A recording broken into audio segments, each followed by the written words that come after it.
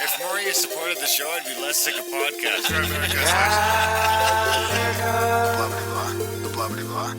Sending out good vibes. Blah, blah, blah. Good vibes. Blah, Good vibes. blah, blah. Good vibes. Good vibes. 108 breaths of deep gratitude and prayers for guidance and protection. And put on a didgeridoo and shamanic drumming track. Shivers or vibrations and stuff like that.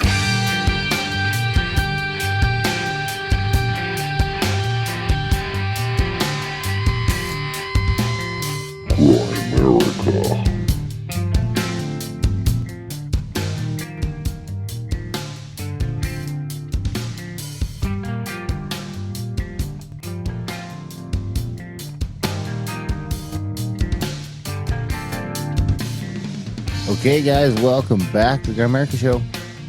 Coming at you this week, October, first week, second show of October already. Holy moly. Yep. With Dominic, Vallee, author of Zinfaendel. Of course, Graham did the audiobook. We got the audiobook in our Adult Brain podcast feed. Part of the Adult Brain family books. So it's a fun chat. Graham read the book, I didn't, but Dominic is a cool cat. Yeah, it's a good book, yeah. A lot in common. If you want to skip our lazy ramblings, of course, you can go right ahead and do that. Another thing I'll mention right at the beginning, if you want to get our opinion on, current events and stuff that we might not bring up here anymore, you can get that all over on our Roundup podcast, where we probably rounded up a couple of YouTube strikes on this week's episode. Of course, that's over at GreatAmericaOutlawed.ca, or just search Great America Outlawed in your podcast player. But all the stuff we're not going to talk about here because it's just too polarizing. Yeah, exactly. It's also on polarize Substack. the fuck out of you over at America Outlawed, though. Yeah, and the videos are on Substack if you want to support us over there. But yeah, we're doing 2 shows a week on Great America Outlawed. One where we just kind of do a roundup of stuff, and then one sort of guest-based where the second half is premium feed, plus feed only. So, And we're working on Thanksgiving. Yeah. How's your Thanksgiving? It was good, yeah. Trying to get settled in still. It's taking a long time. Lots to do. Turkey? Lots to do. Had some turkey. Yep. Stuffing? Yep. Proper white people Thanksgiving? Yep. Dang. How was yours? I was okay. I don't really do Thanksgiving, Someone said I seen somewhere they're trying to call it Indigenous Peoples Day, but I thought that was like back in June, so I don't really have time for that either. But I did, we went out on the Sunday and shot an antelope. That's a long one too. Well, we went out bird hunting in the morning, but there weren't. Who were you with? Lola and Shauna, wife and daughter-in-law. Anyway, she's my new daughter. We went hunting for birds. Didn't really get any. I was chasing a lot of pheasants around. There's a lot of pheasants this year. I don't know why. I've never seen a lot of pheasants. You see them a little bit this time of year. I don't know what it is. Maybe there's a pheasant aficionado. They're not native to Alberta. You don't really see them, but you see them for some reason, in the fall for a couple of months. They're puttering about. I don't know if it's because they're out fucking, or seems like a weird time for it because a bird can't be knocked up for that long till spring. So I don't know what they're doing, but they're out and about, and they're big birds. They're looking good. I want them. It almost had me on the brink of considering getting a dog, but it ain't happening right now. Because that is the way most of these guys are hunting pheasants, is with a dog. And I don't have a dog to circle back around or something and scare them? So, dude, so when we were down at Badger Lake hunting ducks, we were watching a guy hunt partridge. And his fucking dog went right over and just stopped and had his paw out in the direction of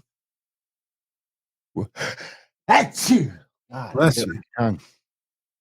Where these birds are. And the dog just sits there, doesn't move. And he's just sitting there, and I don't know what he's doing, but somehow he's pointing physically. It looks like it. And or his snout, he's just he had his paw up though, and the hunter just comes over and stands behind him, and then said, we were pretty far away, right? So, but then the hunter says something, and the fucking dog jumps forward a couple steps, and sure enough, all these fucking partridges flush up, and he shoots 2 of them. And then the dog grabs him and brings him back to him. And then they just go do it again. And I'm just like walking and looking for these birds. And it's hard to find the pheasant because they run around the ground. Yeah, I rely on the birds flying when I spook them, and then I blast them. So the dog goes ahead and looks for them too, and kind of stops, Sniff like it. sneaks So, up and stops. yeah, the good ones, they know what you're hunting. They'll point them out, wait for you to get there, and then rust them out. That's Be crazy. like, fucking, I think there's a bird in that bush. Wow. So, yeah. Anyway, I don't have a dog, so I'm just rustling up. Dude, I was driving down the road and one dude, it sounded like a rooster. Huh. They call them roosters and hens, but it really sounded like I almost ran over a fucking rooster and it was squawking at me like a big bagak. Wow. And I went and chased it, couldn't get it, but they're big birds, man. I really want to get one. I didn't get one. I got an antelope. So You we got had an a big old antelope back strap stew. So, that's good. And you tell us about how you got this antelope then. I shot it. I know, but like at 361 yards, so 3.5 football fields. It was my longest shot. I mean, some dudes are shooting shit way farther than that, but that's pretty far for me. Well, that's still pretty far, I think. It's pretty fucking far, dude. Is If that I the didn't have my scope, picture of you guys like lying in the grass, like setting up? Nah, that was a different one. We didn't shoot one there. I was looking for a big buck. I shot a big fucking buck, dude. It's big. It doesn't look big because antelope are little, but he's got a big fucking rack. He's way bigger than anything else I've shot. So I got his head in the freezer right now. I don't want to deal with the fucking thing. No one really has beetles. So I think I'm just gonna get someone to do it. I'm gonna pay. I think I know my buddy's wife might do it for $75. So I don't know. So she's gonna clean it all up and then did they do any extracurricular stuff on it at all, or just clean it all up and have it ready for you? You just get the whitening kit from Cabela's and do it all up, I think. I could do it. I've done it. It's just a fucking pain. So I might do it yet. I froze it so I can decide what to do with it later. But I am going to save a bunch of this antelope for CAC. Nice. Oh, well, did we mention that at all? Not this episode. Yeah, for some CAC Canada, probably some antelope burgers for lunch one day. Yeah, that'd be great. Let's explain to people just if they don't know what CAC is. Contact at the cabin, right? We do these sort of meetups, and we've got Brandon Powell coming this time, the Wim Hof breathwork teacher. He's fantastic. He's a buddy of ours. He does a lot of our events, right? He's coming out. We're going to drive through the mountains to a resort, and it's close to rivers and hot springs and stuff. So we're going to do cold and sort of hot plunging, I guess. Yeah, that's right. Yeah. It's the Lucier Hot Springs. You never been there? No, I don't think so. Huh. I don't think I've been down that road between the southern part and the highway. The 93, the 93 or the 95? Or maybe I have, because when the freeway was blocked off with all the construction, wasn't that part of the detour that you had to go through? Down to Radium, yeah, but then you just cut right back up, I think. Right. And this will be further down, right? Well, it's not far south of Radium. It's only 20 minutes south of Radium, I think, if that. Might only be 15. Shit, I don't know. I just came through there. It's a beautiful drive through the 2 national parks. It's crazy. It's the Canadian Rockies at its best. I mean, it's like you come do the Banff thing, you do this, you do that, but I'll show you some shit. We'll go see some cool shit. Yeah. On the way down, we might rip up to that at some point. If we end up going on the day trip over by into the Kananaskis, even if we don't go to the polar spot, people don't do that. I got some spots where I can get up on some like fucking legit mountain passes and we can see some shit. Right. This is my home country. Yeah. My backyard, Yeah. Cliche, but where I do my hunting and adventuring, where the wife does all her hiking, it'll be her birthday. Brandon Powell's birthday just a couple weeks after that. We got elk hunting coming up. Anthony got his duck hunting license, so he'll have shot more shit than you real soon. Just kind of say, dude, you should get your I guess it's too late, but I'm going on a proper fucking goose hunt next week. Well, let's just say, before you get into that, let's say it's at contact@thecabin.com. And you click on contact in Canada is the tab, and that'll take you to an Eventbrite page. So there's still a few tickets left, but not many. And then there's also Mojave Desert Camping in January. And we want to talk about that one too, right, Darren? Because just before we move on to your other hunting. Yeah, it's gonna be I mean, I don't know. I've never been to the Mojave Desert, but Bruce and Robert say it's great. I've seen a lot of real cool pictures. It's a way to you can go check out the Mojave Desert, back a cool campsite, good campsite there, pretty roughing it style, and then do a bunch of day excursions out to some real cool places. I don't have that's the what you itinerary in do. front of next week. We'll dig the itinerary up and Are you actually camping? You're not camping somewhere different every night, are you? same camp spot. We got to get home base. Oh, that's cool. Yeah, so it's a home base and it's a bunch of day excursions out from here to there and then back to Vegas. And it's going to be a pretty small group, and it's going to be no real presenting or anything like that. But Robert and Bruce, who spend a lot of time down there, Robert's a desert expert, and he's going to show us a bunch of cool stuff. It'll be a guided tour, and that's coming up in January. So a couple cool things, and like I was saying, antelope burgers, elk steaks, elk roast, moose shit, all that, not actual moose shit, just like moose food made from moose meat. I had a moose sirloin steak the other night. It was fucking amazing. All that stuff. Cat Canada, contact at thecabin.com. Maybe some goose. I don't know what I'm going to do with the goose. I better not count my chickens before I hatch. But I signed up for one of them guided goose tours. A guided where Dude, it looks so epic. I was watching the videos because they post pictures and videos from their hunts. They had someone following this outfitter for a little while. And they got a fucking flock of 1,000 geese coming in on them. And they just like start blasting. So I'm going to go out. I signed up, paid a couple $100 to go up to Edmonton one day, sign up for a day, go out and expect to get my limit on a couple different types of geese. You have a limit as an Indian? Well, so I don't, but because I'm using an outfitter in order to not get him into trouble and to keep everything by the book, I'll actually buy a license. I'll buy a migratory license, and otherwise he could get into trouble. So I don't mind doing it. It's very cheap, and the limit is 50 snow geese. So I'm allowed like 50 of them and 12 Canadas and 8 ducks. I expect to get them all. Dude, today they shot, the crew that went out with them today, because I follow his Facebook and the videos, they shot 155 ducks between 3 of them in 90 minutes. Wow. Not ducks, or geese, mostly geese. So it's like, a flock of fucking 500 birds just descending on you. And then you just pop the shit on them, shoot 60 of them. I'm going to rent a plucker. I found a plucker where I could rent by the day so I can get them all plucked up. Maybe pluck 20 geese, do the rest into jerky or something like that. But maybe we could deep fry a bunch of geese up at CAC. Wow. Goose.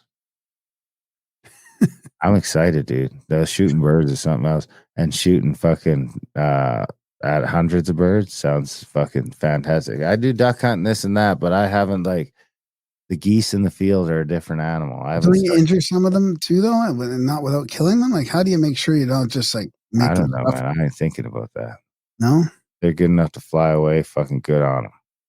Someone fucking down the road. I mean, I'm just starting this shit off. These geese and ducks are going to be getting shot at for the next 3 months everywhere they go. If they're going to get shot at here, then they're going to get shot in southern Alberta. They're going to get shot at in Montana. Then they're going to get shot at in Idaho. And, all the way down their migratory path until ultimately they're getting shot at in Florida.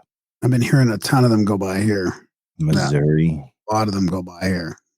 Oh, yeah, the snow geese are doing so well. It's crazy. I mean, all the snow geese are, I think I was actually looking at, they're calling them overpopulated. Wow. Okay, well, that makes people feel better. Well, they're never meant to have fucking grain everywhere. Used to be a lot harder for them to find food, but now they're just plowing down on fucking grain and corn nonstop, all the way up and down their migratory path. Living the life until I blast them. So, and I'm going to blast the shit out of a lot of them, and I'm looking forward to it. I never shot 50 or nothing in a day, so I'm looking forward to that. My record's like 10. Right on. I will literally have the back of my truck overflowing with geese. So what you got? You got anything else? Yeah, I I'm do. I tired. want to talk about Thanksgiving. what? I said it's Thanksgiving. I'm tired. Yeah, I want to talk about something quickly. Just an update on Randall Carlson and Malcolm Bendel stuff. We did talk to George Hauer on our Grimerica Outlawed. The first half is on Rumble and Rockfin, but the full audio and the full video won't be coming out for a week or so. But if people are interested, they can follow the link in the show notes or look us up on Rumble. It's on our Grimerica Outlawed show. It was a great chat. Yeah, George was George fantastic. is fantastic. I can't wait to meet him. Yeah. And Randall just got his newsletter out, so I'm linking that in the show notes as well. And I just want to, mention what's going on with the Bendel stuff because I've been kind of keeping everybody up to date with that. So let me just read a little bit from his newsletter after I burp a bit. After months of controversy during which uninformed skeptics bloviated online about how they knew plasmoid energy was all a scam, and that the brilliant inventor who took up the mantle of such luminaries as Ken Shoulders, Martin Fleischmann, Victor Schauberger, Nikola Tesla, and others was nothing but a grifter. Testing all of this game-changing technology has been ongoing and is proving viable, practical, and real. In July, an electrical substation near London, a 400-kilowatt Perkins generator, was retrofitted. That's showing exceptional reduction in the exhaust of carbon dioxide, carbon monoxide, and nitrogen oxides, and methane, accompanied by a near doubling of engine efficiency. All the while optimum atmospheric levels of oxygen at about 20% are exhausted. So then he goes on to talk about the Tesla Tech thing in August at Albuquerque. Finally, a month-long independent and confidential testing regimen has just been completed at a major industrial lab. A report is being prepared for publication that will provide all the testing protocols along with all the relevant performance data. This testing will unambiguously establish the viability of plasmoid technology. I'm going to repeat that. This testing will unambiguously establish the viability of plasmoid technology. This is in Randall's newsletter, so he's not going to say that unless he sort of knows what's going on. With the release of the report, all details and protocols of the testing particulars will be available. I would add that there have now been at least 24 individuals, including multiple PhDs in relevant sciences, technicians, engineers, and industry professionals, all directly involved and participating in the testing procedures. At this stage, a consensus has emerged among those highly knowledgeable experts, and it might be expressed thusly. We know the technology works as we have witnessed it firsthand. We just don't know why it works. And here's where the whole thing really starts to get interesting. It is beginning to appear increasingly likely that the emergence of a technology based upon the principles of plasma physics is, in actuality, the rediscovery of knowledge that was once known but has been lost for millennia. And then he links to Jordan, who we've talked about on the show before. His YouTube, Alchemical Science, he does a really good job at breaking it down as he learns along with the rest of us. They have, folks. Sign up. Check it out.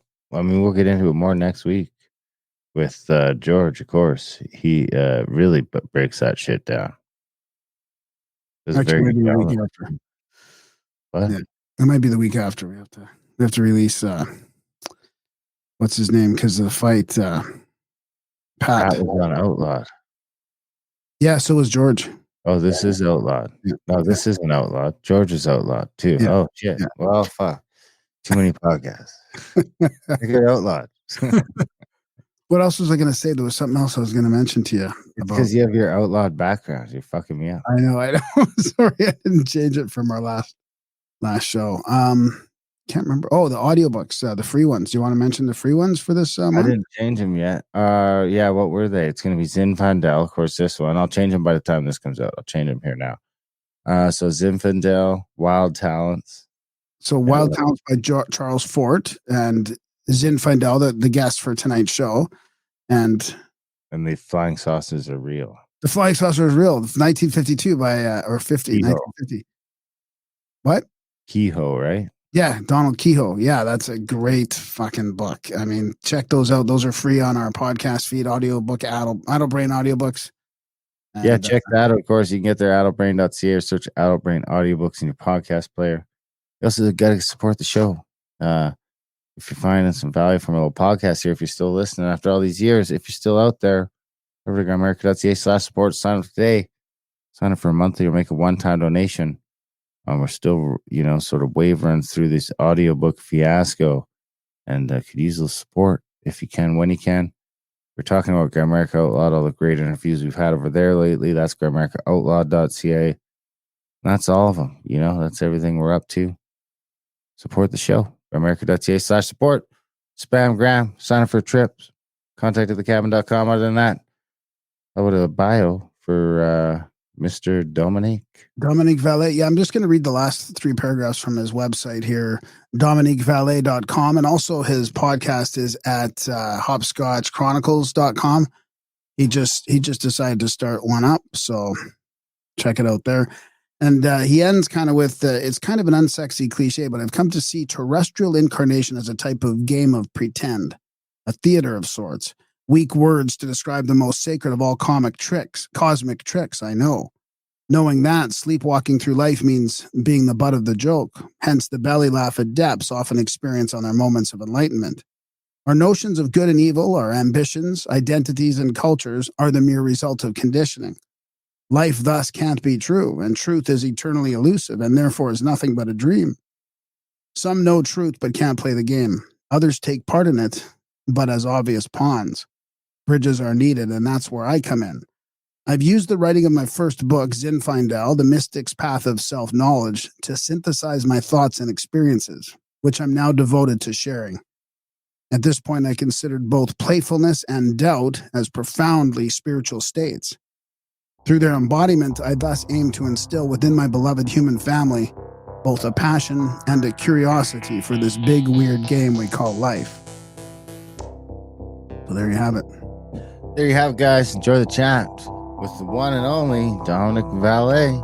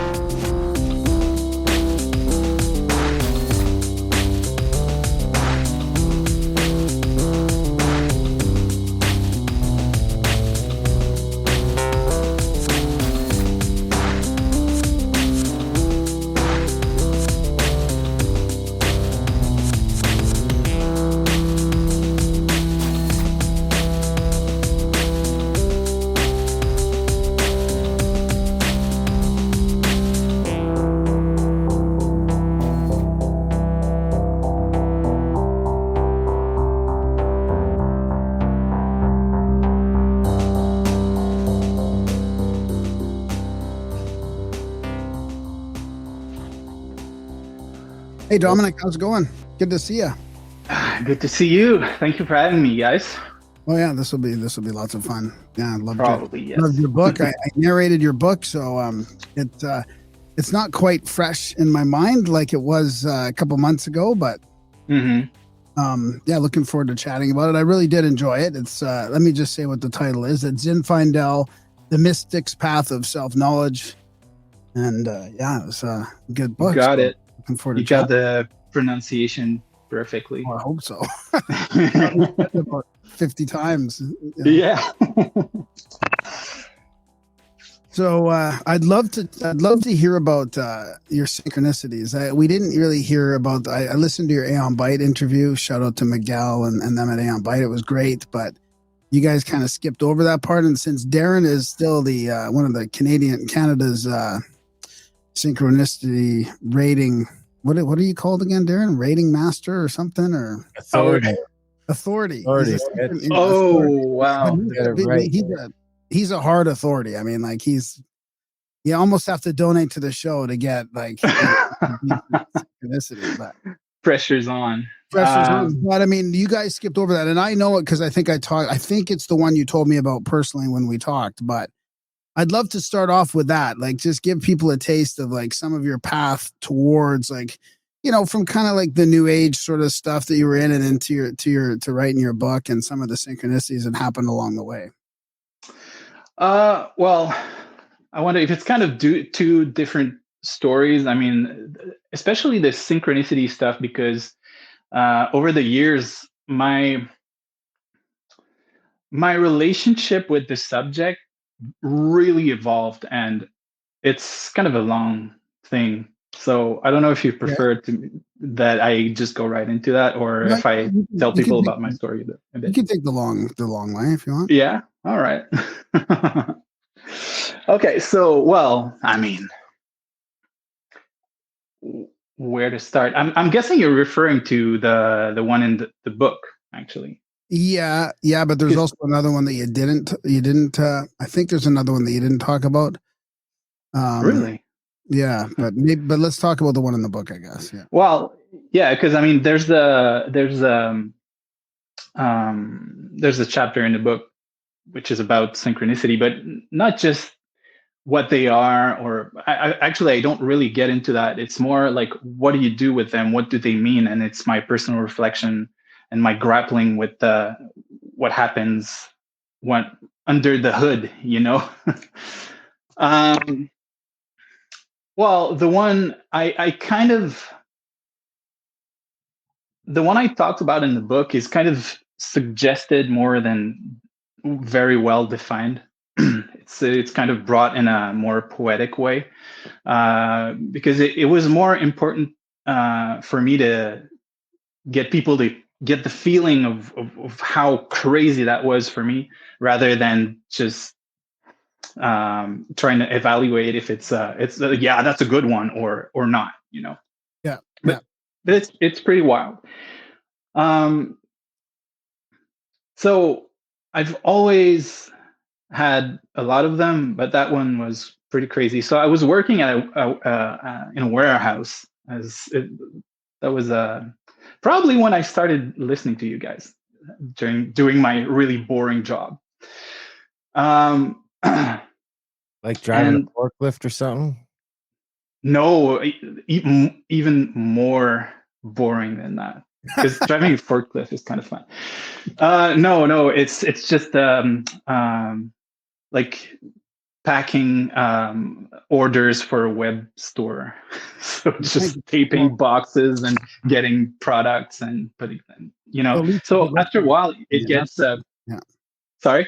At least you can listen to stuff during that. Exactly. Yeah. Like I had my my ways of working that it was so automatic that I could concentrate on other things. So one night I was listening. It's pretty funny because I was telling you, I think we were just talking, you and I, and I told you that a lot of my spiritual expansion, I guess, came from UFOs. And at the time, I was still pretty new to the subject, and I listened to a bit of Gaia, Gaia TV. Oh yeah. I mean, it's okay, but still, like, there was an interview with a guy like who's doing so-called alchemy, and it's so weird to get into that right now. So yeah, so I listened to the guy, and he's talking about some kind of meditations on a rose, like you see a rose like at first in your heart and something like that. And I'm like, okay. And then I'm still okay. I have to tell you that part. I was working it's a tea store actually, so I was packing tea in tea bags. So I'm just working, and then I'm like, oh, I'm packing a rose tea, tea with rose petals in it. So I'm like, oh, that's funny.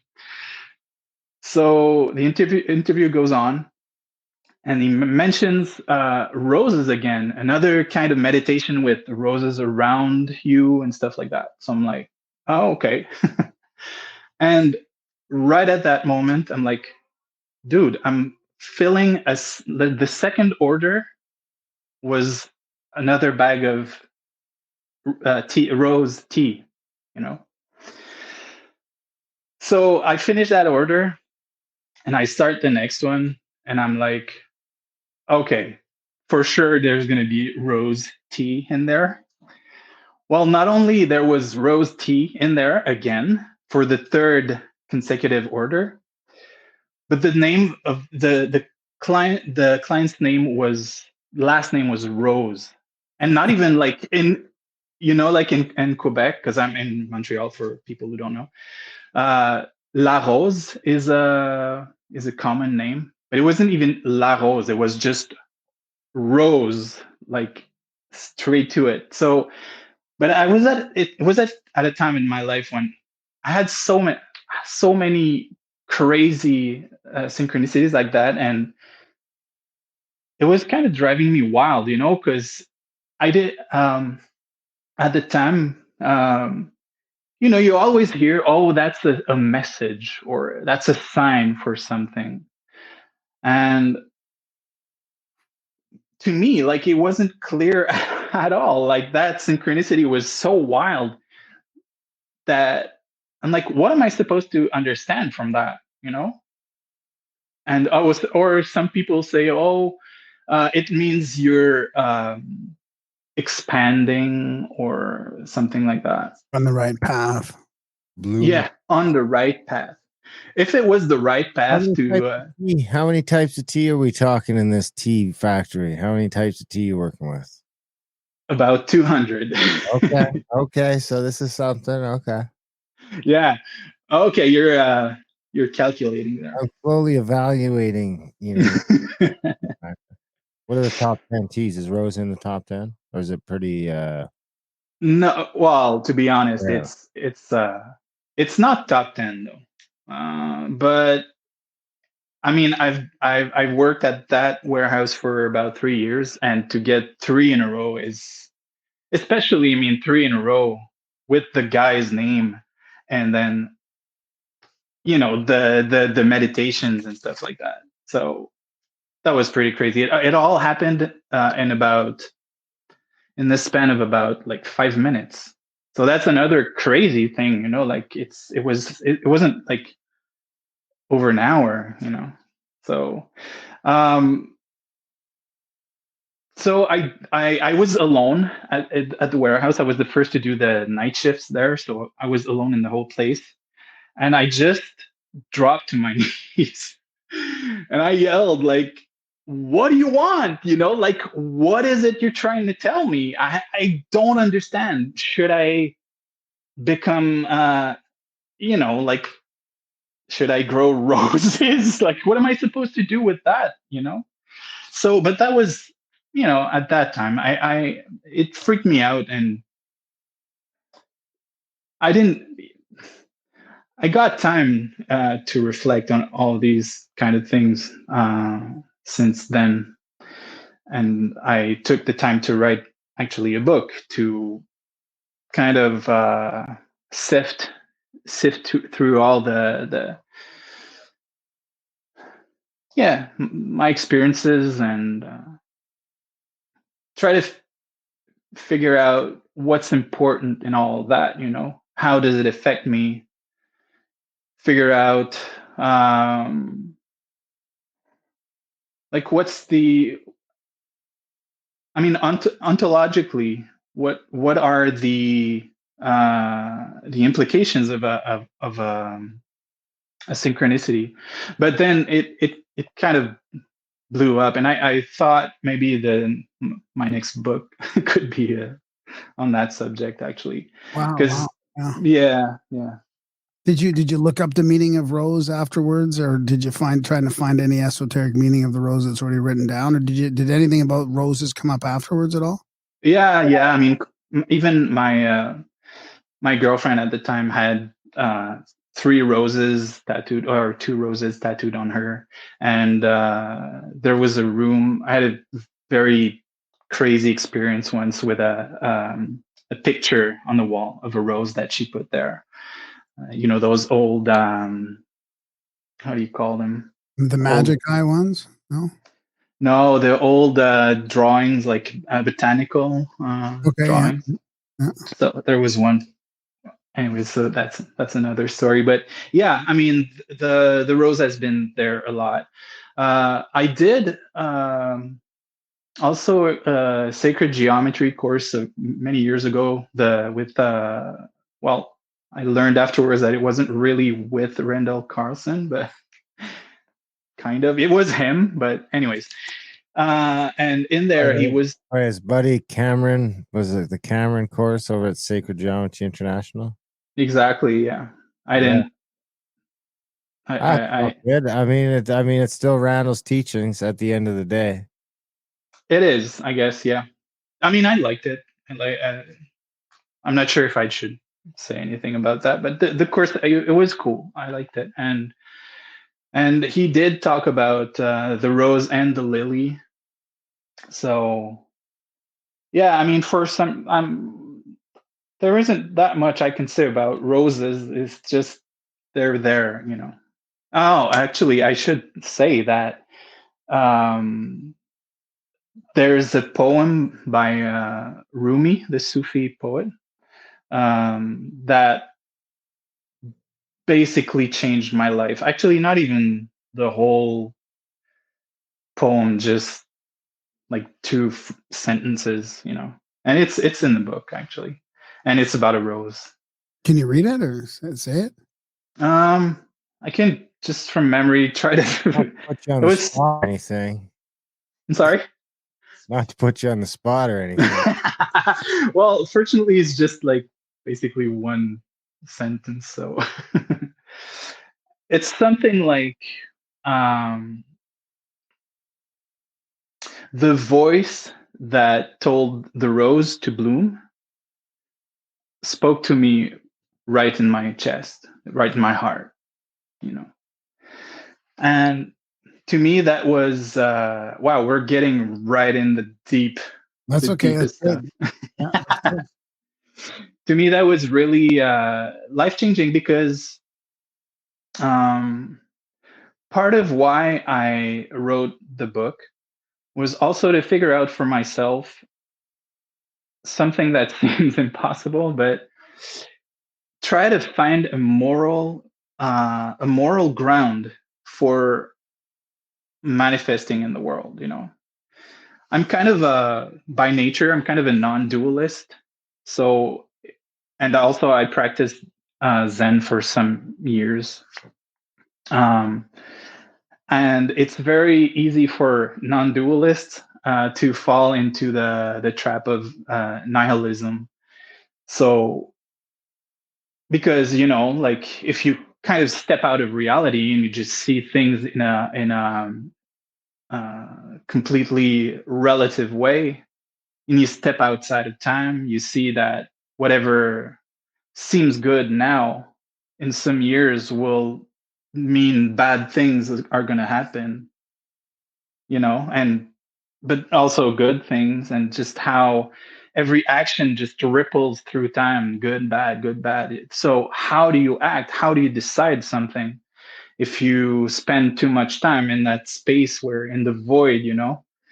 Um, so it was really hard for me to just be a person, you know, like make decisions and have projects and work on things that I want to do, you know, because I couldn't really grasp if it's a good thing or that's the best thing to do or that's the worst.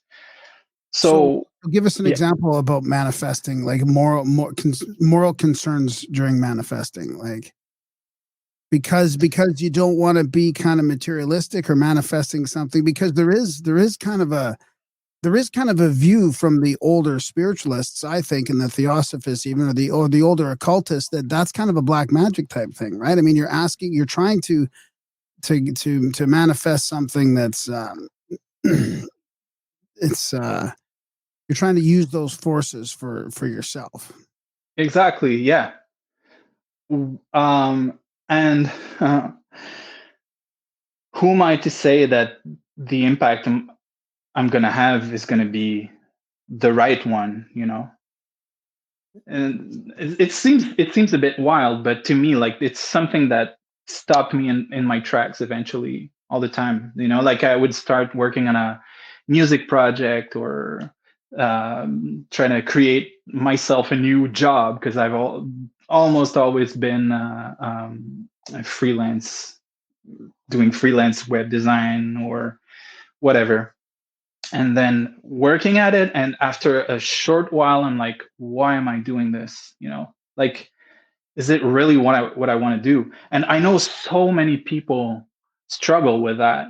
I mean, and it's kind of, it doesn't happen that often also that we hear people talk about this on platforms like yours, because usually the people who are indecisive, they don't write books. They don't, they can't reach the end. So usually we don't see those people. So to me, I thought, if I managed to write that book and I get it, well, I published it myself, but it it means that I understood how to manifest aimlessly. It's kind of it's very paradoxical. And so, to get back to the rose and that Rumi poem, that voice that voice that says to the rose to bloom, I just it became an obsession. I wanted to hear that voice, because the rose, or whatever, the trees, or they just do the things, they don't, unless I'm mistaken, I don't think they really ponder, and when it's time to grow, they grow, and when it's time to die, they die, and there's no emotions necessarily, or uh, egoic programming coming into that. So So who were you worried about when, like, were you concerned about manifesting? Like, if you did the wrong thing, was it your sort of your future, your deeper karmic sort of thing, or was it more about that you might, hurt other people, or it just wasn't the right path? Like, you were kind of stuck doing the right thing, like the best thing for you at that time, or what? mhm. What was your concern? Actually, it's more complex and more simple than that. It's basically just, after a while, I'm not feeling it, So whatever you're doing, whatever project you're working at, or uh, there has to be like a fire there, like some type of passion, or kind of an Desire. Yeah, there ideal. has to be a desire, and if so, you don't want to get all in manifest mode, and then be dropping, and then not have the desire, and then yeah. Actually, I wasn't able to. I tried a lot, because it's been a strange road. Like, I after a while in my UFO quest, I discovered Richard Dolan, and then he had that interview with Gordon White, and I'm like, oh, okay, like, there's now it's getting interesting, because it gets to well, the impression I had is magic was the next step for me after UFOs, because for me, like, it might be a genetic thing. I'm more of a interdimensional hypothesis guy, like, kind of a Vallee, you know. Um, so I thought those entities and what they're similar to, the people who are maybe more experienced in contacting them, and like, to understand what's behind the curtain, what's moving back there, well, it would be magicians, and to me it all connects, even with manifestation, and just how ideas live? And could an entity be just an idea? We have this notion of egregores, but like, how does we know so little of volition and having a like an intention, and how does that work? Like, do aliens have intentions, and or are they just intention and they just move like a wave? They don't think, or More like, like or instinctual. ghosts, or ideas, even ideas. Like, what's the difference between a ghost and an idea? We don't know that. Yeah. So I don't know exactly where I was going. Oh, well, yeah, Gordon White. So I got into magic. But at first I was more interested in just what are they doing, like what are the different kinds of magic. Also, I had a roommate who was into that stuff, and it was so funny because he listened to Gordon White a lot, to Rune Soup a lot, and it seemed very obscure to me at the time. And when he moved out, like, I discovered Gordon White. Um, so I subscribed to like, I was a premium member, and I tried doing the exercises and the courses, and it was always the same. Like, that thought, like that fire would just die. Like, what am I trying to manifest? Why would that? Also, like, all the bad things that I've gone through in my life, they teach me so much. I mean, I don't want to put that aside. I don't want to. I don't want to. Shortcut in a way or something. I'm sorry. You don't want to take that shortcut in a way.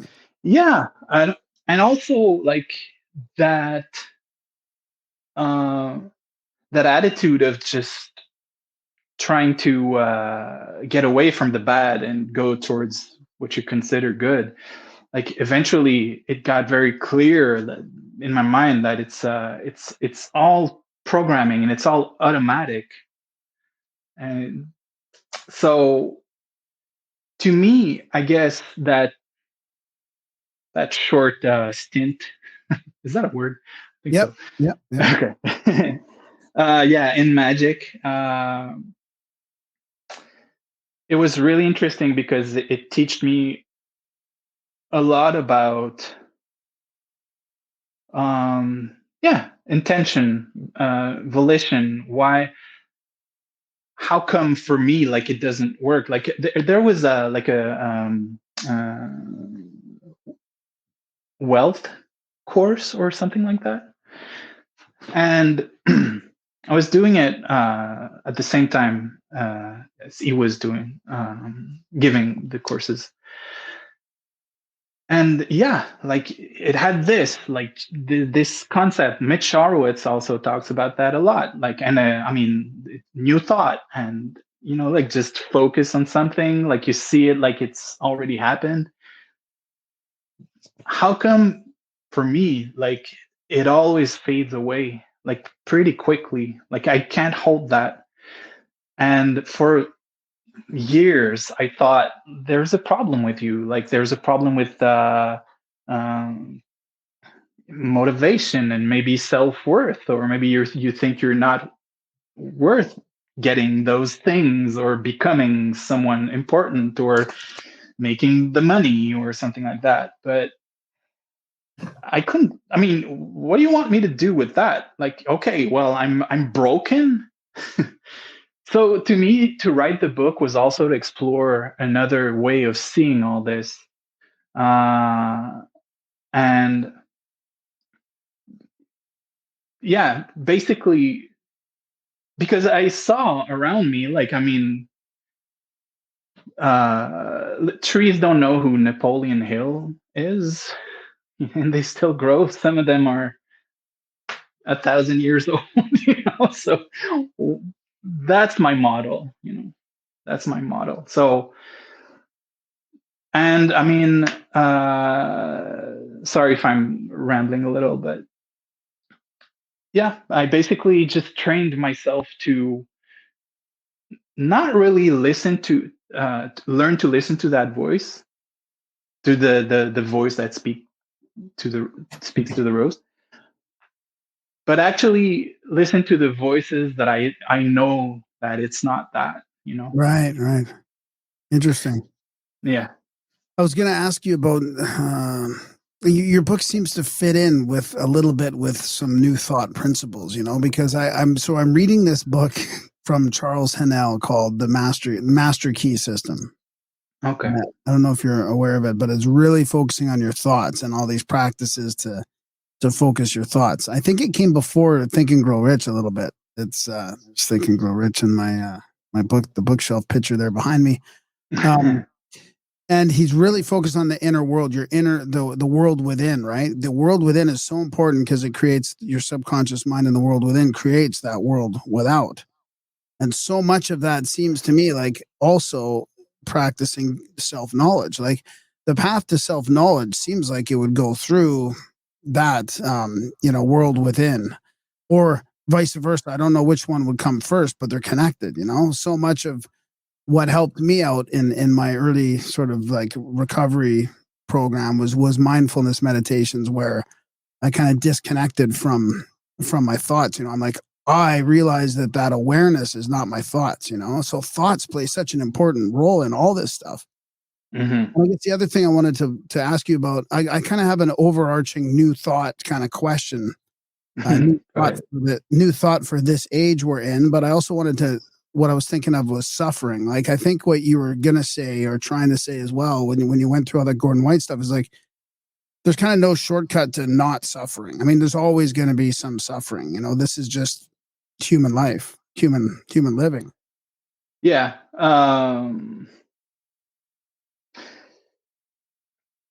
Actually, I even make a distinction between pain and suffering, because so I associate suffering with friction, and it's friction in the sense of things not going perfectly in a fluid manner, Yeah, that makes sense. Yeah. So I remember someone well, I mentioned Brad. No, actually, Miguel mentioned Brad Warner in my invite interview. I don't know if you know him. Brad Warner is basically a Zen monk, who used to play in a hardcore punk band. So I feel like we have kind of similar backgrounds, and I enjoy listening to him. And he was telling this story about a Zen master taking a little stick. I'm going to butcher this story, but you're going to get it.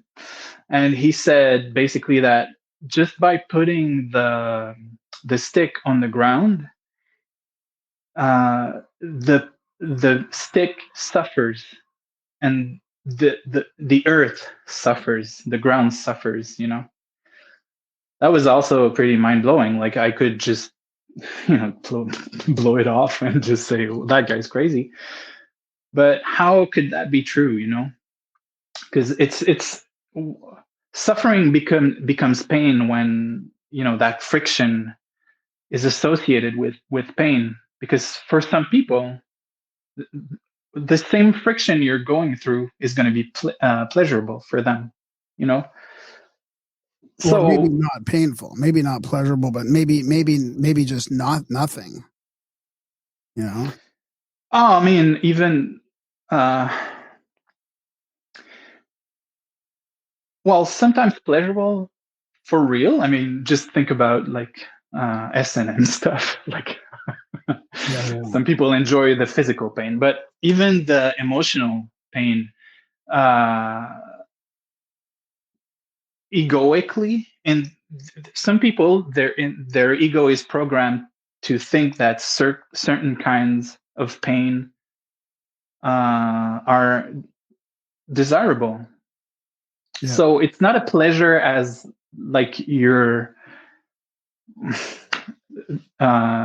experiencing joy, but it's pleasure in the sense that things feel right when you're like victimhood nowadays, in a way. I mean, it seems like that's what's happening. There's Yeah. an identity thing that it feels comfortable to blame other people for stuff. Absolutely. Yeah. So it's, yeah, I mean, opinions are we think we have opinions usually, but if you really look at them, they're just history built up, Yeah. Yeah. Darren, So did you have any questions at all? Or? Well, I never really, I haven't read the book. I listened to bits of it, but I haven't got the whole package yet. But I suppose I should. I should get into it. I do like the Napoleon Hill stuff. I do have some. You mentioned Rumi. Didn't that guy turn out to be like some weird sort of cult scam thing? Like, isn't there like a whole like weird backstory behind Rumi? oh, I don't know. I've never heard about that. I No, know there's I think you're thinking of Osho behind me here, probably, Darren. Is that book Is it there? Osho? Is Osho Yeah. the guy that had all the oh buttons yeah, that's and another That thing. book the, there is Osho, yeah. That's Right. another thing, but I when we mean, went to Magic on the Mountain, that house had like every one of his books. Which one, Osho or? Yeah, that house like up on the hill. So I thought there was something about the Roomy guy too. No, is he legit then? Everything's okay there? I'm not sure. I mean, it's been I think it's when was Rumi alive? I think it was so long ago that it's one of those situations that some people think he might maybe have not existed, like Jesus or something. No, I think I think most people think he really did exist, but you know. So Osho is the culty one. Well, September 30th, 1207, Bach, now in Afghanistan. He died in 1273 in what is now Turkey. The greatest Sufic mystic and poet in the Persian language, famous Yeah. for his lyric and didactic epic. Okay, so what about Osho? What's this? Is Osho the piece of shit then? well, no, I mean, it all depends on your, like I Oh yeah, it is Osho. yeah, Yeah. Yeah, that's different. and he's more modern, right? He's a modern. Yeah. He had Yeah, Rolls was Royce some sort of collection. weird culty scam going on there. I used to do meditations with a guy from India who's an Osho guy. They were great meditations. They really were ecstatic dance and gibberish meditations and stuff like that. Yeah, I mean, yeah. You know the it's the guy that did the Netflix thing on Wild Wild Country on him and the whole community, and I was happy that they it was very two-sided the way they did it, because like I don't know, like when I was 17, 18, my mom was really into like a lot of new agey stuff, and I got into that, and so I did some, Some trance culty dancing. Well, not really. It's things that could be viewed like that, from the outside, but it's because I mean it's pretty wild what people are doing in these things. But I did that, and it teach me a lot. It teach me a lot. I haven't been the place I was going to back then. Like I haven't been there for over 20 years. But I remember though the lady who founded the place. She's called Annie Marquier. She was a French. She passed away some years ago. And she had a book, like The Power to Choose. I don't know how it's translated it's in English and in Spanish and stuff like that. And it was actually like one of Oprah's book club thing for a little while. So, I mean, people liked it. And it was kind of inspiring for me in a way, because after all the years, like I understood how complex what she was teaching was, like it wasn't new agey stuff. And she really acted in a way like she didn't want people to think she was an authority or a guru, but people do it. They will do it. They will no, you are my guru, and there was nothing she could really do against that. She just was very, very private and just tried anyways. But after some years, I realized, like, okay, she was teaching about Jung. She was in teaching and openly inspired by Jung, by Rudolf Steiner, maybe not maybe also Alice Bailey, and like Theosophy, and it's pretty deep stuff, but she had this way of making it as accessible. And how did she do that? Is through exercises and lived experience, kind of a Gurdjieff kind of thing too, Yeah, interesting. Yeah. So to me, like, it was kind of a something I wanted to do with the book also, is suggest very complex ideas, but in a way that is more felt, that people can feel it rather than just grasp it mentally, or What's your opinion on panpsychism? From the chats, Oswald Spengler. Oh, I'm gonna be I don't have a good answer. I don't know that much about it. I've heard that it's some people say it's how do they say it? Well, Like, not pansexual is like falling in love with like trees and shit. So is panpsychism like yeah, but it's still very materialistic in a way, like it's the like it's the scientist's animism. Oh, But maybe, like, that's what I heard, like, I don't know that much about that. I'm more interested in things that I can experience myself. I'm not really into, like, even the term mysticism. I try not to use it, although I talk about the mystic path, because for me, like, mysticism stops being mysticism when it falls into an ism. panpsychism for people wondering, is the view that all things have a mind or mind-like quality. Yeah. Remember we had someone on who said like eventually they're gonna make an iPhone that's just automatically becomes sentient just because that'd be like the high end of pan. So is a robot like a psych whatever the fuck panpsychism? Is it like a data from Star Trek is a panpsychism thing? I don't know, man. I mean, it's My light based on this idea that consciousness pervades everything. Because who wants to be a Which coffee cup, man? That sounds like shit, to be a coffee cup. right? I mean, if that's it's a, the argument, then someone has to be Graham's microphone. well, I mean, the coffee cup and the microphone, at least they both get to touch my lips. You're saying that like that's like people are Your lips and the microphone are one, man. Yeah, exactly. Yeah. mine, bro. So what's the difference? What's the difference between the mystic path and, like a religious path or a magic path or a spiritualist path? Well, I mean, the mystic's path is essentially formless. That's what was so hard about writing that book, because I'm trying to convey the idea that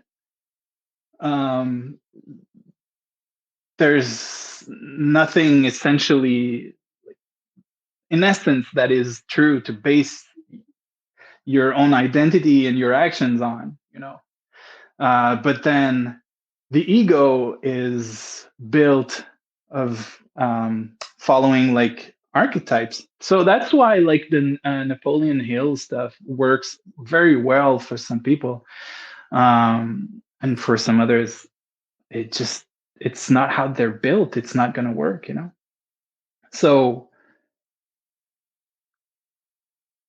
yeah, I mean I kind of lost The me. archetypes, because of the archetypes. No, I was asking about the mystic path, but Yeah, going, yeah, yeah. but going back into the Napoleon Hill stuff. I mean, this is kind of what I wanted to ask about new thought, and I don't know if this is even.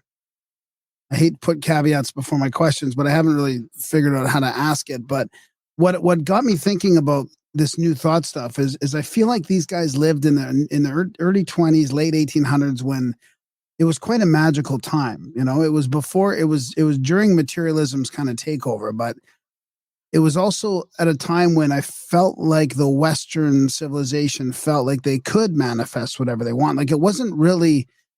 I know they went through the Depression and the World War and stuff, but I Mhm. don't. I feel like they weren't under the direct thumb of, like, let's get rid of the middle class kind of thing, or let's, like, make everybody poor and the elites get richer. Like, I feel like New Thought had an opportunity back then that maybe nowadays we really don't have the same opportunity. Like, does that make sense to you at all? Like, especially with your book sort of connected to that, like, in this day and age, what if those books came out in this day and age? I mean, I just don't know if people would have the same ability to manifest.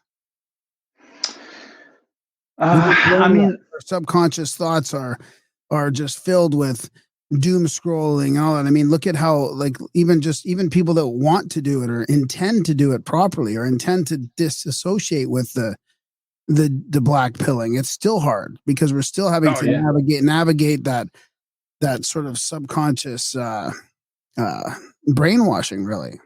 Hmm. But then I Yeah. don't think it Well, was there in the early 1900s. well, it's hard for me to tell how was life back then, but for sure there's some. Yeah, we have challenges right now that are uh, that can seem very demoralizing. That's why, like, for me, like, it's, you were asking, like, what exactly is the mystic's path? For me, it comes before a manifestation, actually. Like, because that's the the question, the essential question: who am I? What am I? What, or rather, who am I? Knowing yourself. Like, I'm gonna get a bit, maybe a bit Buddhist here or something, but the thing is, it's hard, when you really get to the crux of it, and I'm gonna relate to what you were saying. Um, there's what's really essential about us can't really be put into words, and whatever, like, triggers the emotions that we feel, like, for example, trying to digest the black pill.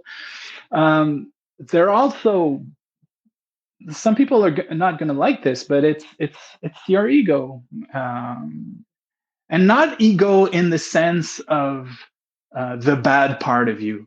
Ego in the sense that it's the mechanical part of you that just tries to uh, keep yourself alive.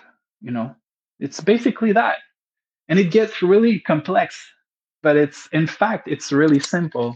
So the idea, the mystic's path to me means the ability to step out and just see, like, okay, let's look at that guy, Dominic, there, like, sitting, and he's talking on this podcast right now. And why is he doing that? Is it a good thing or a bad thing? Or how does he feel?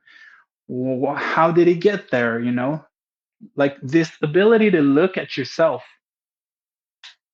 without, like, identifying with yourself. That's the essence of the mystic's path.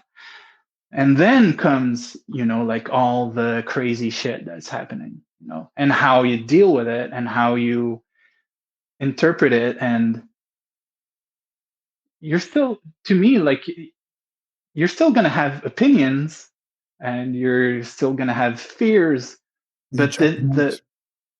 I mean, just knowing what they are is kind of half the, like, I've that's another reason I thought, like, it might be a good time to put out this book is, man, I know I'm not alone like that in that situation, but for me, like COVID and all that stuff, I mean, my life never has been so good, you know. I maybe it's an archetypal kind of thing, but I thrive in chaos very easily, you know. So, and maybe it's because I've developed this ability to step out, you know, step out of the fights and all the you know, the bickering and the well, the violence actually, and just look at it like as if you were an alien, basically, you know.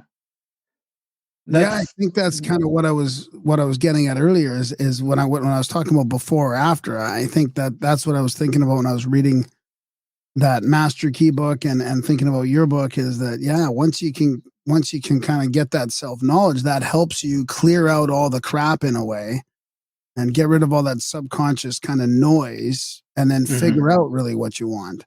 I guess Yeah. that I guess one of my main thoughts was like it felt simpler in the early 1900s. Like I want to manifest a good job and a family, and I could sort of maybe afford that. Like I want to have a job I love and I can afford a family and a house. Like nowadays, yeah, I want to have a job I love, but can I afford a fucking house and a family? Like it just feels like there's other things in the way of all this. Yeah. Um, Um, but that's the thing. Like, I mean, how do you know you wanted a good job in a house? You know, it yeah, seems obvious. yeah. Like, well, of course, you know, Well, but I didn't for the longest time, right? And now, so that's an interesting point. My mhm. desires have changed so much over even just for the last 3 years. Yeah. I used to love the city, and I used to love being sort of having the city as your backyard, and now I just Mhm. want to be out in the middle of nowhere in a house. But well, I mean, that's another thing with manifestation is also like, when is it that we just open up to surprises? Because we automatically, like, we tend to think that surprises are going to be bad, you know. Uh, that's not how it works, you know. Things happen and then you You react or respond. exactly, yeah.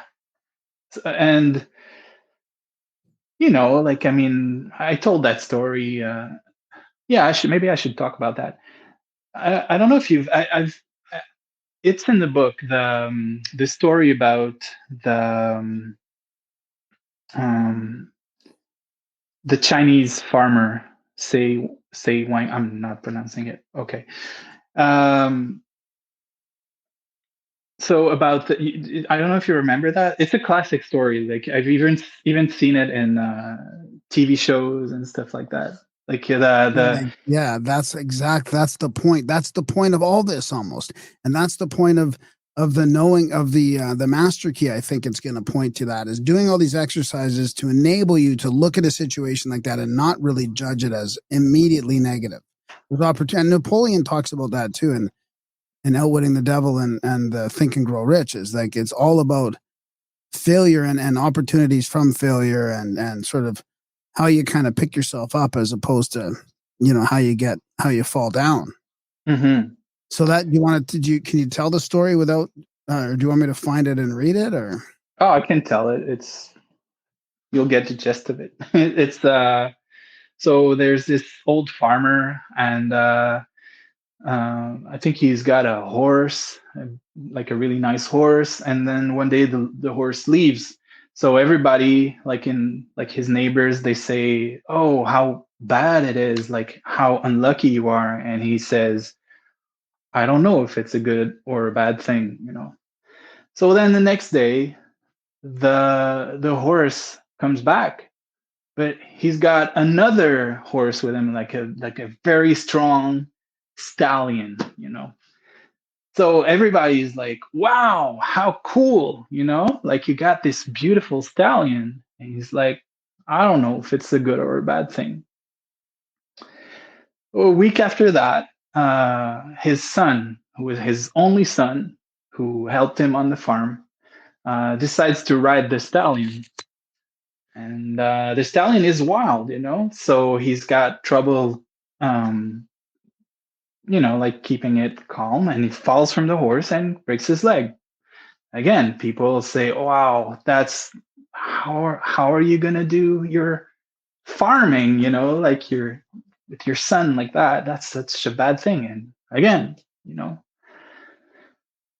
he said, I don't know if it's a good or a bad thing. And then a couple of days after that, there's a war that's declared with the next city or whatever. And because of that, the son can't go to war. So all the young men were killed, but his son was spared, So what do you do with that? Yeah. Yeah. I mean, yeah, because again, like the logic thing after that is, how do you know if it's a good or a bad thing? Yeah. But that used to drive me crazy, because if there's nothing essentially good or bad because you don't know what's going to happen next, how do you decide on anything? But there's also like a calming way to see it is whatever you do, like things are going to be good or bad. So just do whatever you want to do, but then you have to decide. So, I have a little cat there. So you have to decide on things and do things, and especially if you want to do things that take a long time to do, you have to keep at it. So, but how do you know if it's a good or a bad thing? So there's a paradox there, and my own experience says that, to me, this is where you want to be. You want to inhabit that paradox. So manifesting, well, if you feel like it, like I there's the part about Mitch Horowitz. Have you ever had him on the show? No, we haven't. I don't think. Oh, okay. I was just curious. So there's a part about him on the book, about something he said some years ago back at the warehouse. He said he was struggling with, I can't remember. I wrote in the book, but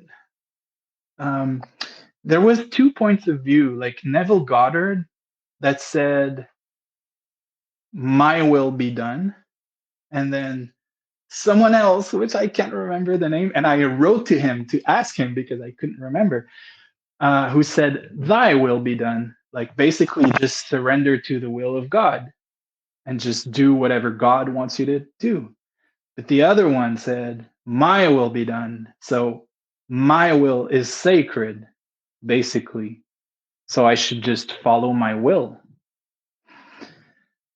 So I struggled with that for a long time. And I mean, I have admiration for Mitch Horowitz.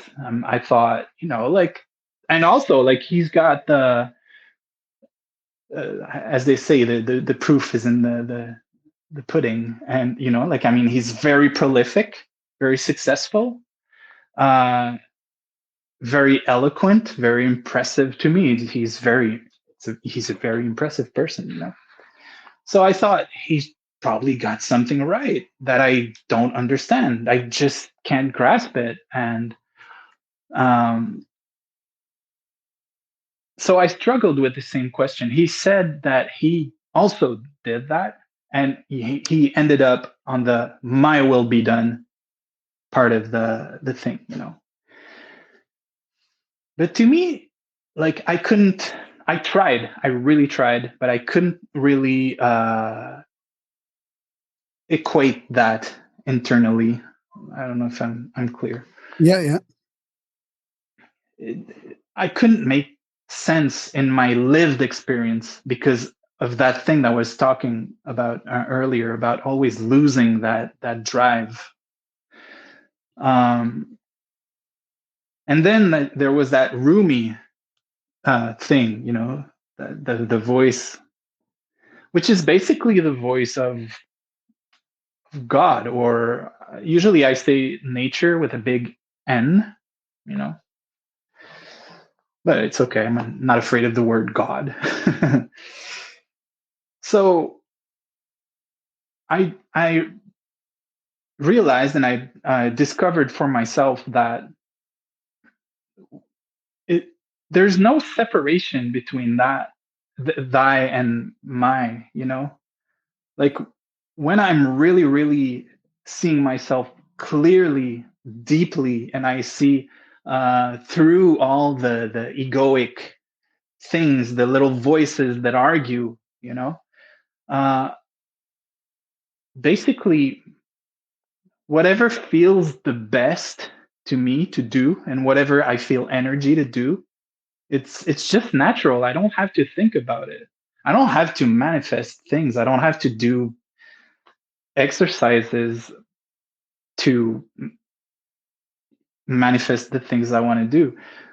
But also the things I want to do, like they're very different from most people. I'm more interested in the deeper aspects of my actions than their outside result, So I prefer being homeless and very, very true to myself than have a very nice house that I've had to prostitute myself to get, I'm giving extreme examples there, and there's nothing bad with wanting. Actually, I'd like to have a No, house. it's good.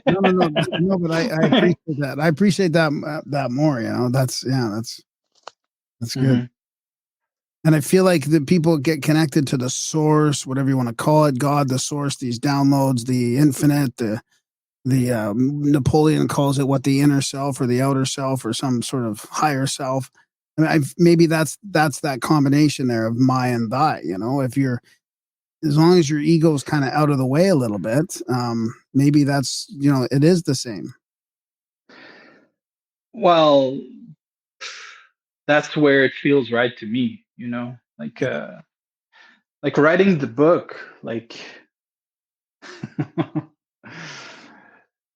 if you knew me, like if you had known me for years, like it's very improbable that I would not only write a book, but everything that because the book for me was it was just the basis of the work that I wanted to do afterwards, and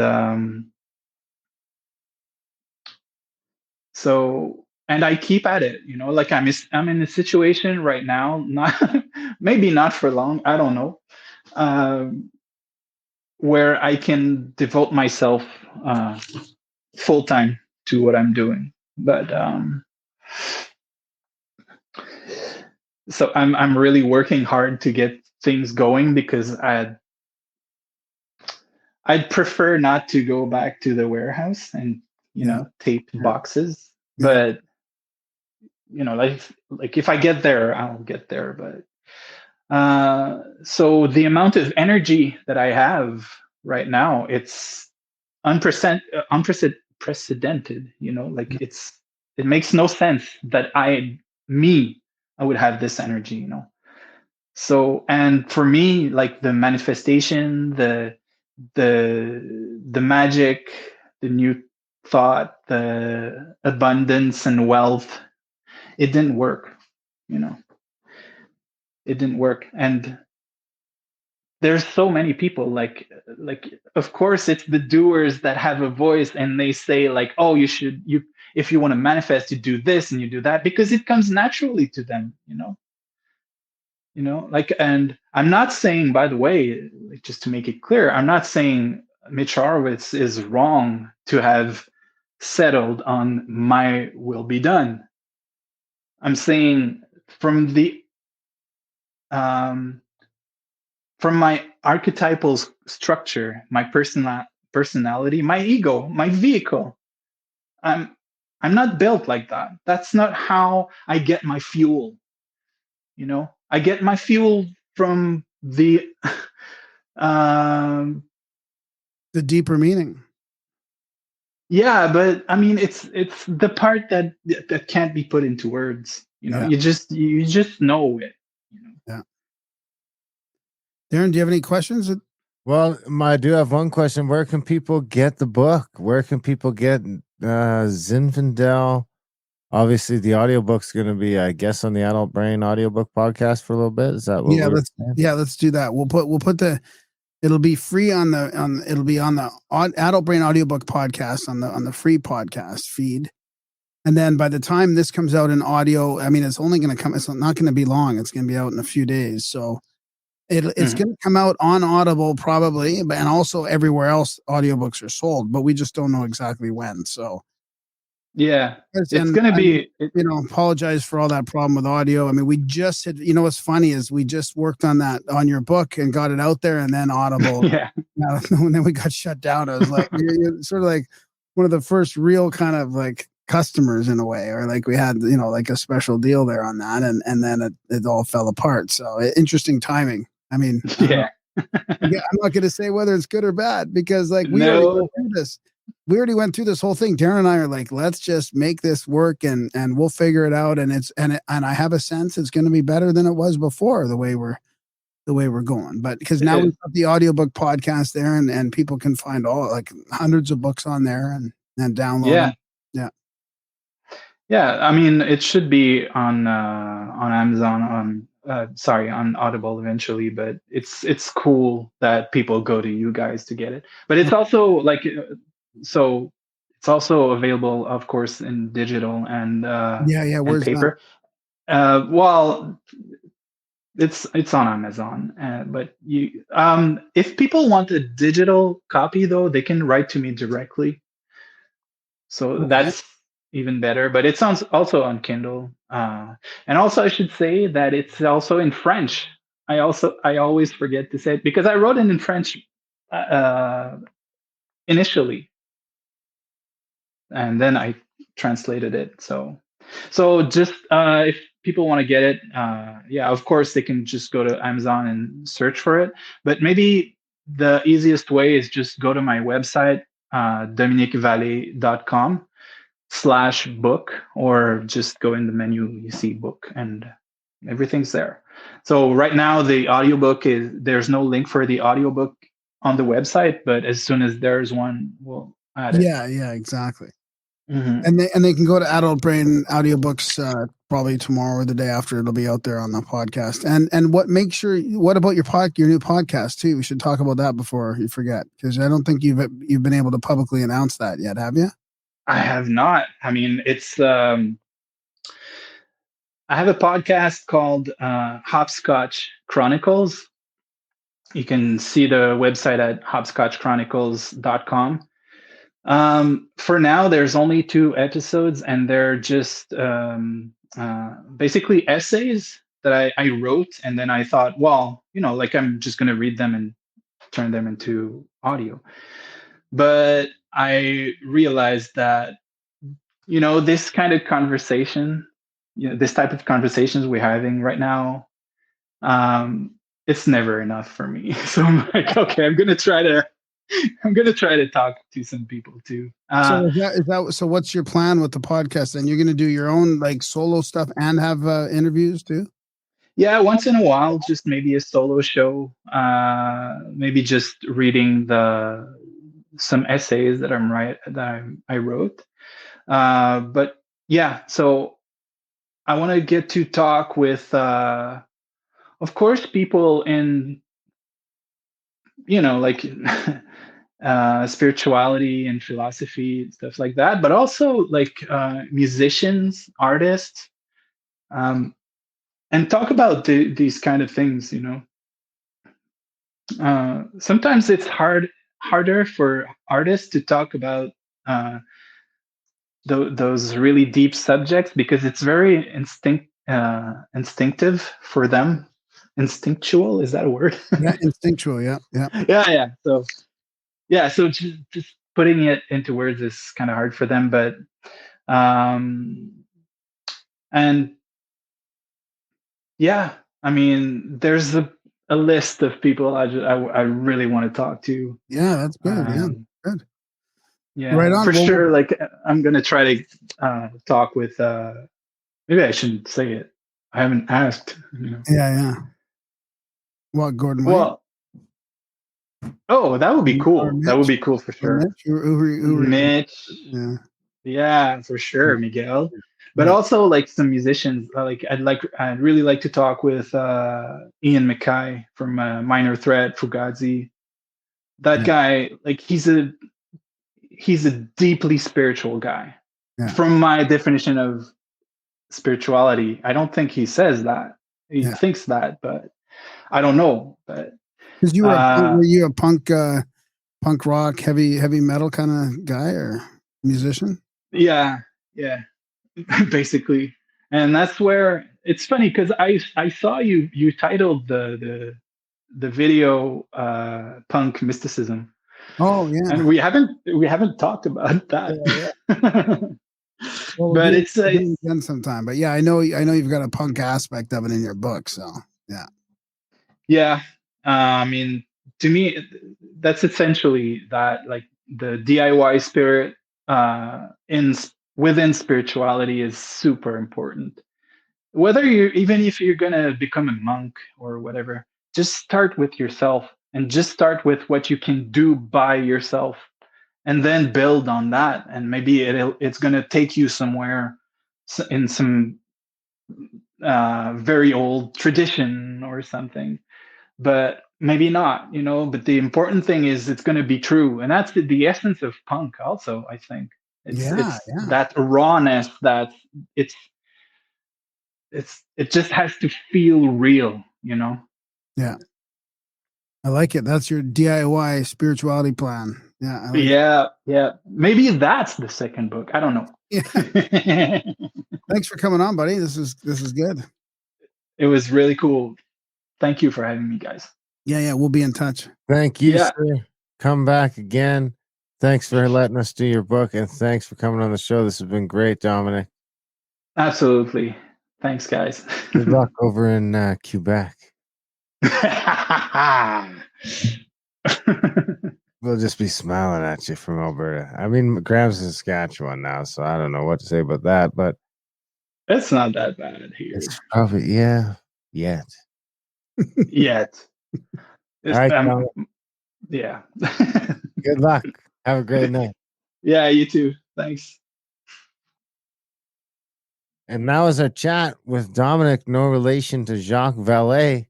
What'd you think, buddy? Yeah, that was fun. Yeah, that was good. That was fun. Yeah, it was good. Yeah. Of course, get the book on adultbrain.ca, the Adult Brain Audiobooks podcast. It should be right there at the top when you click in after this episode comes out. Of course, if you're listening live, forget it because it won't be there till like Monday or Tuesday next week. Could be Tuesday because it's a long weekend here. It's Easter. Or no, not Easter. What the fuck? Which it's Thanksgiving. Are you having a family thing out there? I don't know. Big old first family back in I don't know. Saskatchewan. I wonder what a I didn't even Saskatchewan know it's a long Thanksgiving weekend. dinner Really. looks like. Yeah. So You didn't know it's Thanksgiving? no. You can get turkey? No, I don't know. I mean, it's just my first. don't know. Just trying to get settled and get to work, and that's all.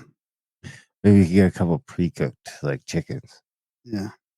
Big thanks to Dominic for coming on the show. Big thanks to you guys for listening. Even bigger thanks if you're some of the people who are supporting the show over at grimerica.ca/support. We can't do without you.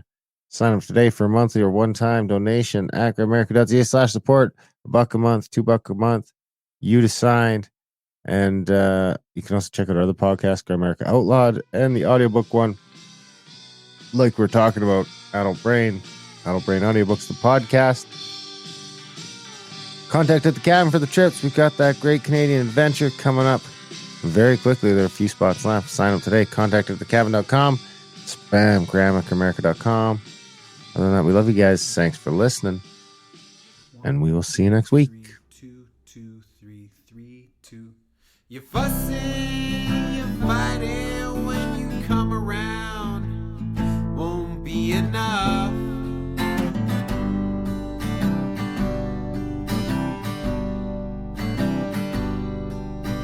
Come on and get me, I'm homesick and I'm bored.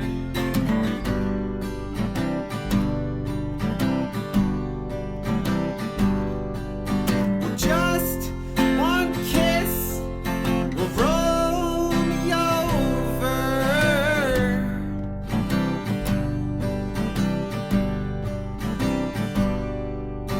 Drive me to both sunsets.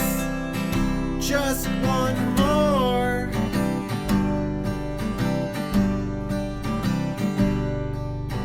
Rose comes out in the nighttime drops, and she falls.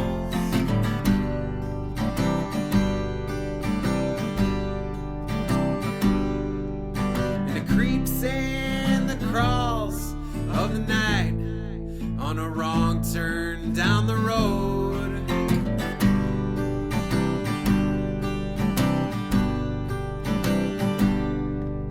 Well, just one kiss will roll me over.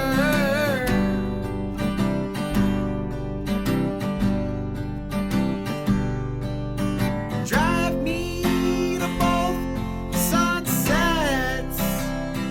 Just one more.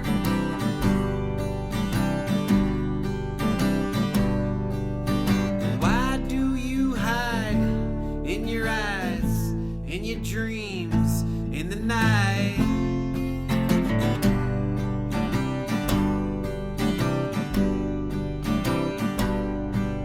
Sarah left the light on in the daytime in a room so bleak.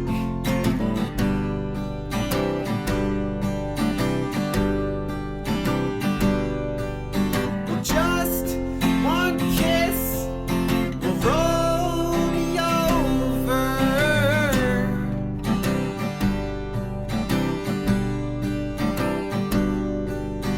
Drive me to both sunsets. Just one more.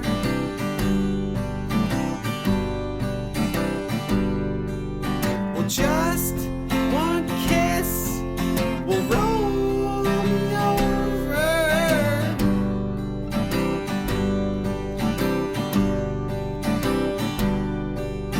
Drive me to both sunsets. Just one more.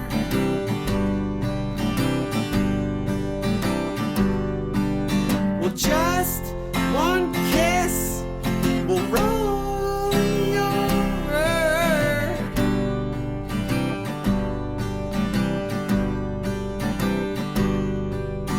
Drive me to both sunsets. Just one more.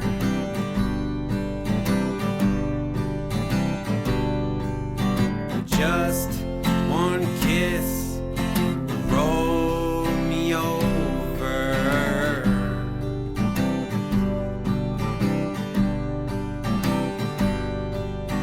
Drive me to both sunsets. Just one more.